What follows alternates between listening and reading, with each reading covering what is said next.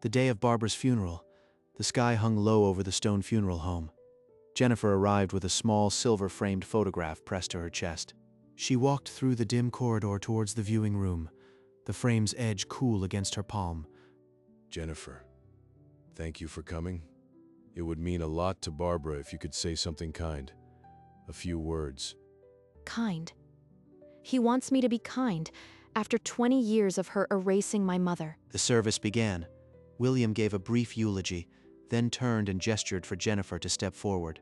She rose, her fingers tight around the silver frame, and walked to the podium. I'd like to share a memory. Something my father kept close for over 20 years. She lifted the photo, turning it to face the silent room. A wedding portrait. A young William beside a honey-blonde woman who was not Barbara. This is my mother. The one he kept hidden in the lining of his briefcase. The only photo he never let Barbara burn. William's face went white. The silence in the room cracked open, and behind it lay a story that started long before this day. The damning silence at the funeral home had its roots in a damp October morning back in 1998. Jennifer was 7. Her mother Elena's casket was displayed in a quiet viewing room. William stood rigid, his hand crushing a white rose, eyes red. Daddy, why won't Mommy wake up? She's gone, sweetheart. Daddy's here. Daddy's here. But within 8 months, a stranger named Barbara moved in. The wedding was quick, held in a courthouse with no flowers or celebration, and no photographs of Jennifer's real mother remained in sight. Who is this lady? She doesn't smile like Mommy did. Jennifer, this is your new mother. Be good for her. But I have a mommy. Her picture is on the fireplace. Barbara's smile tightened into something cold. That night, the picture on the mantel was gone, replaced by a studio portrait of the three of them. And from that day forward, every trace of Elena, her photos, her dresses, her perfume began to vanish from the house, as if she'd never lived there. Barbara placed a new portrait on the mantel. The first Mrs. was a footnote, she told a visiting aunt. We don't speak of it. Young Jennifer pressed against the doorframe, fists clenched. They talked about her mother like a mistake. Daddy, where did Mommy's clothes go? William wouldn't meet her eyes. Don't ask, honey. It's better to move on. In the garage, a garbage bag held Elena's sundresses, still smelling faintly of jasmine. Jennifer found it half open. She pulled out a pale yellow scarf. Barbara's footsteps echoed behind her. Put that back. Those things only keep you stuck in the past. Jennifer's fingers tightened, but she couldn't move.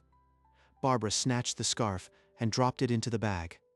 Later, Jennifer unearthed a small photo album from a closet.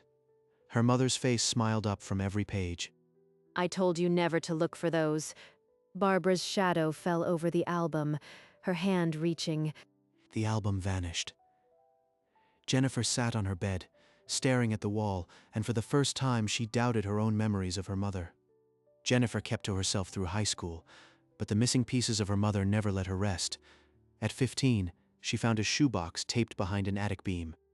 Inside, a lock of honey-blonde hair, a worn letter, and a creased photograph of the three of them before everything shattered. What did I tell you about digging up the dead? Barbara's voice sliced through the attic dimness. She grabbed the box, marched to the fire pit, and struck a match before Jennifer could open her mouth. Your mother chose pills. She chose to leave you. That's the fact you need to swallow. The explanation felt too clean, too ready. A splinter lodged in the back of her mind that she couldn't pull out. Jennifer grew up, moved away, and told herself she'd made peace. She hadn't. On a gray Tuesday, her phone vibrated. She answered to her father's voice, tight with something heavier than grief. Jennifer, it's Barbara. The cancer is bad, maybe 4 weeks. She wants to see you. Please, just come home. Jennifer closed her eyes. She said yes, but she was already thinking about what she'd been searching for, the truth her father never gave her. Jennifer drove through rain the next morning. The family home looked smaller now, shadows clinging to the porch. Upstairs, Barbara lay propped on pillows, her skin yellow, her eyes sharper than the sickness should allow. So you came. Surprising. I didn't think you had the spine. I came because Dad asked. Not for you. Your mother was weak. People die because they can't hold on. Remember that. Jennifer said nothing. She stayed 3 more days until the machines went silent. The night after the cremation, William sat across from Jennifer at a diner table, hands clasping a coffee cup. Jennifer, at the funeral, would you say a few words? Something kind. She was my wife for 20 years. Something kind. The words curdled in her throat. She had 20 years of cruelty to choose from. She gave a slow nod. Of course, Dad. But as she drove home that night, she knew she would need something more than a kind lie. 3 weeks before the funeral, Jennifer returned to her father's house to sort through old boxes. The study smelled of dust and stale bourbon. A worn leather briefcase sat on the top shelf, half hidden behind old ledgers. The brass clasp was stiff with age. The case felt heavier than it should. When she shook it, something rustled inside the lining. She pressed her thumb along the frayed silk edge and felt a hidden seam. With a sharp pull, the lining tore open. A photograph. Tucked away for years in the dark. Young William and Elena smiled up at her, frozen in a church doorway. A yellow date stamp read, June 15th, 1991. He hid this. Not Barbara. He kept the only proof of my mother locked away. This was before Barbara, before the affair, before the erasure. Her father had chosen to bury the truth. A chill settled in her bones. William wasn't a victim. He was the architect. Every erased memory led back to him. She slipped the photograph into her inside pocket. The funeral now had a different purpose. Jennifer dialed the old number of Anthony, the medical examiner who had signed her mother's death certificate 22 years ago. Anthony? It's Jennifer. I need to talk. I found a hidden photograph of my mother and my father. The date doesn't match the stories I was told. I always knew this day would come. Your father and Barbara were entangled long before Elena's death. I saw them together in late spring of 1998. He pulled a faded manila folder from a locked drawer and slid a photocopied report across the desk. The ink was smudged, but the date stamp was clear, June 18th, 1998. I flagged it then. Bruising on her arms and throat, inconsistent with a simple fall. But the senior examiner was pressured to rule it accidental. The file was buried. They erased her long before the photo albums. They erased her right in that house, and no one stopped them. Anthony paused, then added the piece that turned doubt into certainty. William wasn't just complicit. He was the one who asked the examiner to close the case quietly. Give me a copy of everything you have. The flagged report, the dates, your notes. I need to take this to the funeral. This won't bring her back, but it may finally set the truth free. Be careful. Your father won't go down without a fight. Jennifer clutched the envelope to her chest, the same way she would hold the silver frame 3 weeks later. The funeral now had a witness and a weapon. Back in her rented room, Jennifer spread the evidence across the worn wooden desk, the hidden photograph, the flagged report, a timeline scribbled on a bill. The affair began in spring 1998, months before Elena's accident. William and Barbara met at a bar while Elena was home with a feverish 7-year-old. He planned it. The overdose wasn't an accident. It was a cover for what he wanted, and Barbara was the willing replacement. She placed the wedding photo next to the coroner's notes, June 15th, 1991 versus June 18th, 1998. The dates aligned like an accusation. He kept this photo out of guilt, not love. A souvenir of the life he destroyed. Barbara had been the hand, but William was the voice. He taught her what to burn, what to say, and what to hide. And now he wants me to paint her as a saint, while the woman he murdered lies in an unmarked grave. She picked up the silver frame she'd bought that afternoon. She slid the hidden photo behind the glass and locked the back. The funeral would be her court. She'd read the charges in front of everyone, with the evidence held high. There would be no eulogy, only a reckoning. 2 nights before the funeral, William called. His voice was thin, rehearsed. Jennifer, I know you're still upset, but the eulogy has to be about Barbara. Something warm. Maybe the time she taught you to bake. I have it covered, Dad. Don't worry. She hung up and turned to the mirror. Her reflection practiced the words she'd been assembling for days, each one a shard. I won't cry. I won't shake. This isn't about me. It's about her and him. The next morning, William appeared at her door, coat wet from rain. He tried to hand her a typed eulogy. Just read this. It's what she would have wanted, please, for me. I've got it, Dad. You'll hear what I have to say with everyone else. When he left, she walked to the window and watched the rain erase his footprints. The frame waited on the table. On the morning of the funeral, she slipped into her black silk blouse, fastened the pearl studs, and picked up the frame. There was no going back. The parking lot was full of black sedans. Jennifer stepped out, the silver frame hidden beneath a dark overcoat. Inside, the hallway smelled of lilies and old wood.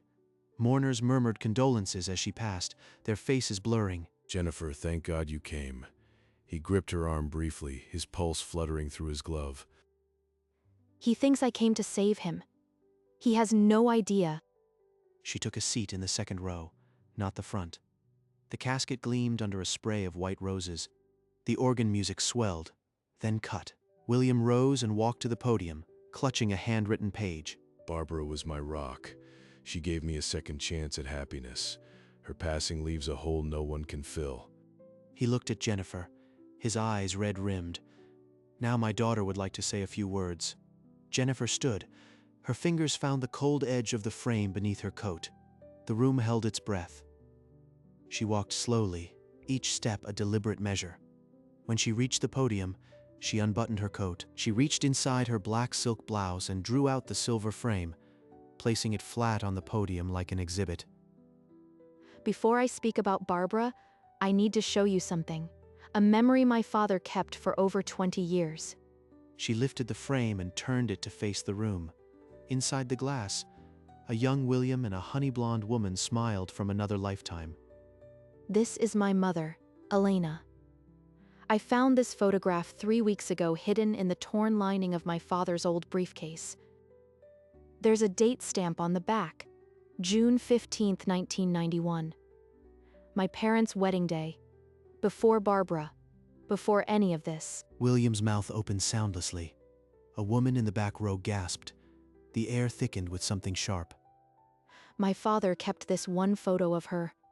He kept it while Barbara burned every other picture, every dress, every trace.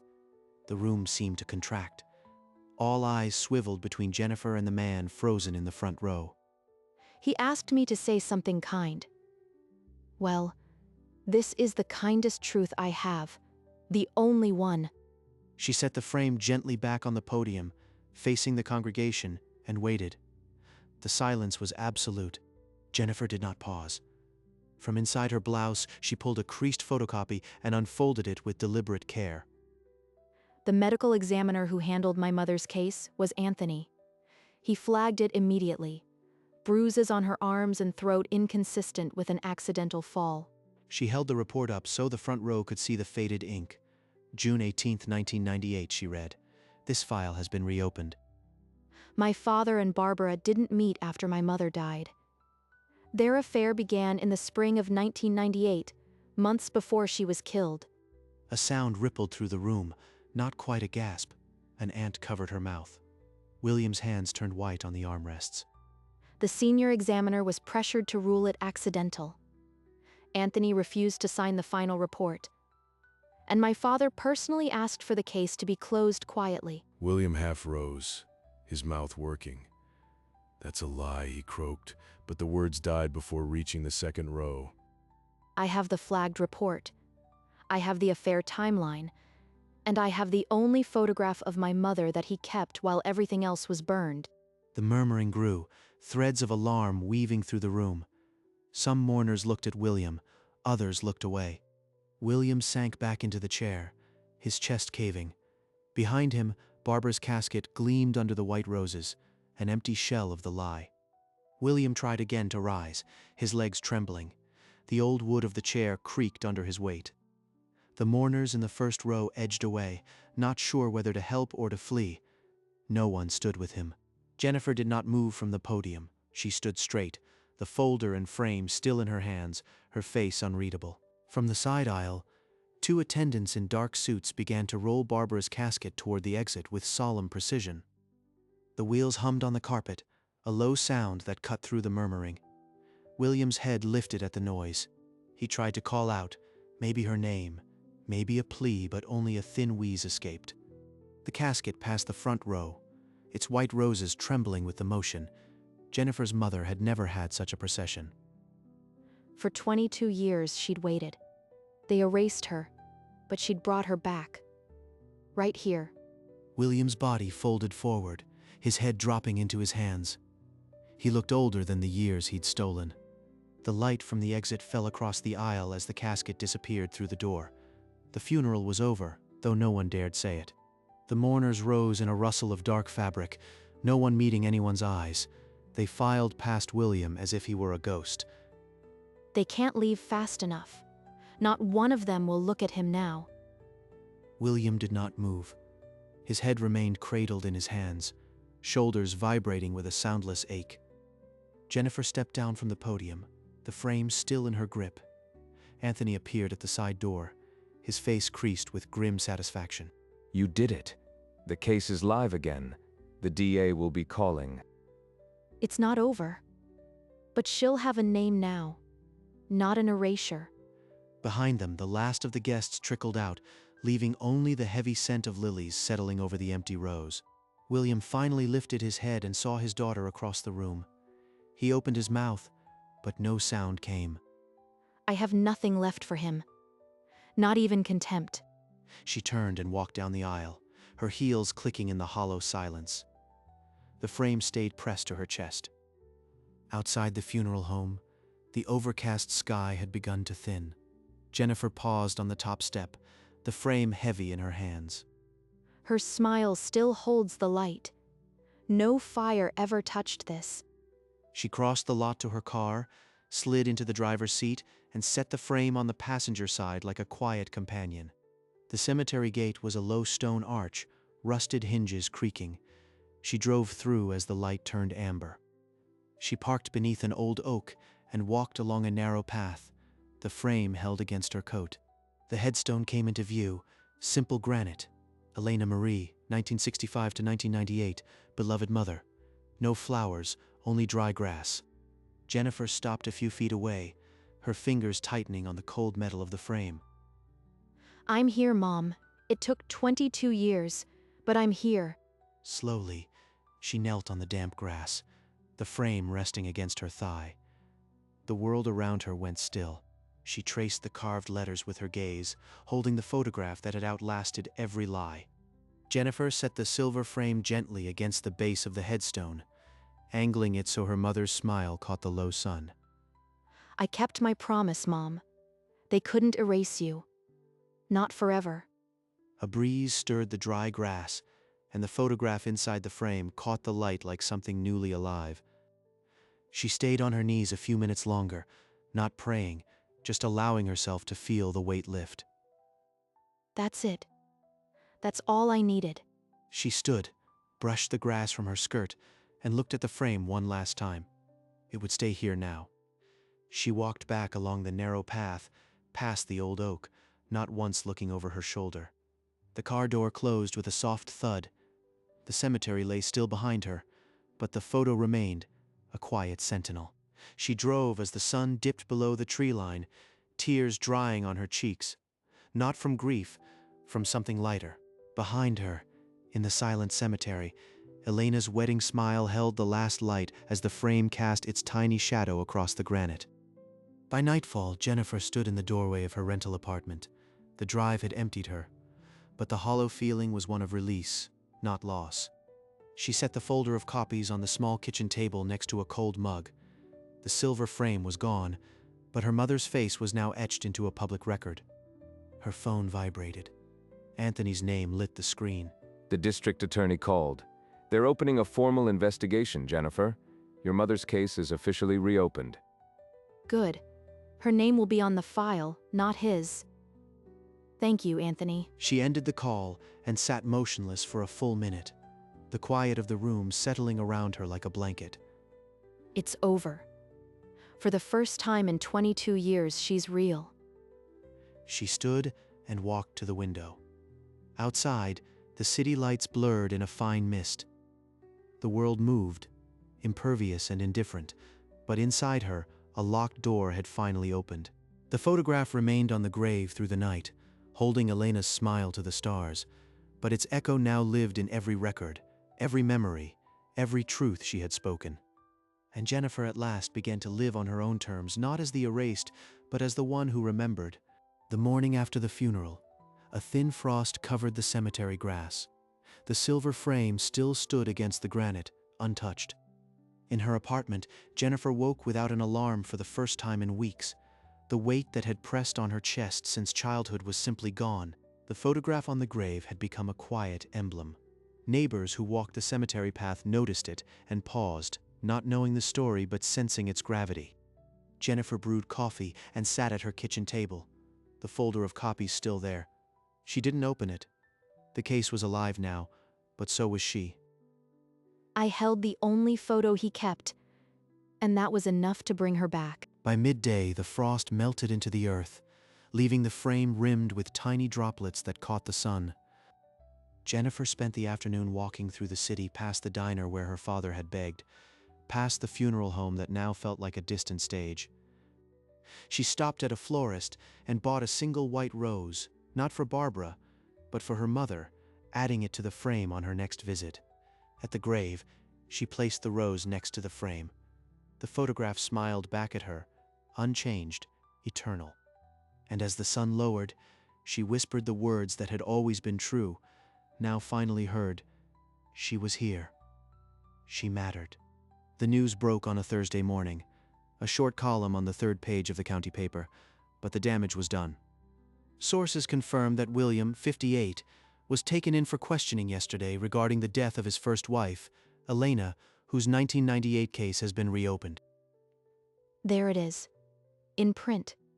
For everyone who ever believed the lie. They brought him in this morning, Jennifer. He tried to spin it, but the report and your testimony left no room. He'll have to answer for it now. Not just to me, but to her. That afternoon, a patrol car idled outside the funeral home. The man who once orchestrated an erasure now faced the machinery of reckoning. The photograph on Elena's grave caught the afternoon sun, the white rose beside it still fresh. In a week, the investigation would be formalized. A grand jury would review the evidence, but the truth had already been spoken aloud in full view of the world. She's not a footnote anymore. She's the headline. And as the day faded, Jennifer folded the newspaper, took a deep breath, and left the article on the table, a small marker that the silence had been broken. 1 week after the article, the county courthouse steps were lined with news vans and silent onlookers. William's arraignment had drawn a crowd. Jennifer sat in the third row, hands folded. The same honey blonde hair, the same composed half-smile, but her eyes held a steady calm. William entered in a gray jumpsuit, wrists cuffed. His gaze swept the room and locked on her for a brittle second. The judge read the charges: murder in the first degree, conspiracy, evidence tampering. Each word landed like a stone in still water. He erased her from the photo. Now the law will write her name back into every record. The defense's plea was drowned by the prosecution's summary of the flagged autopsy and the hidden photograph. Bail was denied without hesitation. Outside, Jennifer stepped past the reporters without a word. Anthony waited by the pillars, and she gave a small nod. Late afternoon found her again at the grave. The silver frame still stood, now ringed with fresh blooms left by neighbors who had read the story. It's done, Mom. They know your name now. Not a footnote, not an accident. A life that mattered. She rose, brushed the earth from her knees, and for the last time walked away from the grave with no weight on her shoulders. The drive back to her apartment was quiet, the streets no longer heavy with the past. She parked and sat for a moment, watching the porch light. Inside, she took a small box from the closet, a copy of the wedding photograph she had made the day after the funeral. She placed it on the mantel, next to a vase of dried lavender, the first photo of her mother to grace her own home. Now she's here. Not hidden. Not burned. Here. The days that followed were ordinary. She worked, she walked, she bought groceries. But now she carried her mother's name openly, and people no longer looked away. The silver frame at the cemetery became a small landmark. A local artist left a sketch beside it. A child once placed a daisy chain. Jennifer visited once a month, always with a white rose. She never stayed long. The silence was no longer a wall, but a companion.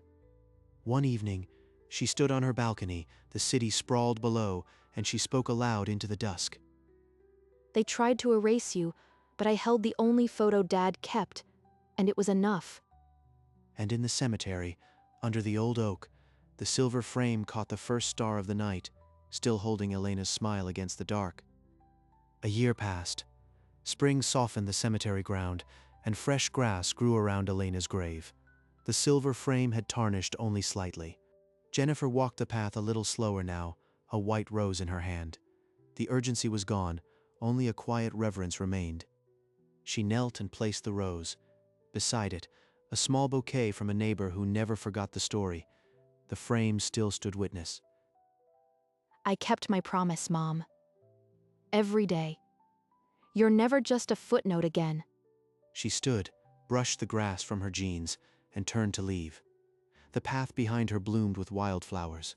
At home, the copy of the wedding photo sat on her mantel, still next to the lavender. A small candle flickered beside it. Jennifer sat on her balcony, the city lights coming on one by one. She sipped tea and let the memory of the funeral finally rest. They tried to erase her, but I held the only photo Dad kept. And in the end, that was everything. In the cemetery, under the old oak, the silver frame still held its vigil. The photograph inside, unchanged, smiled at the stars. And the only photo he kept became the one that kept her alive.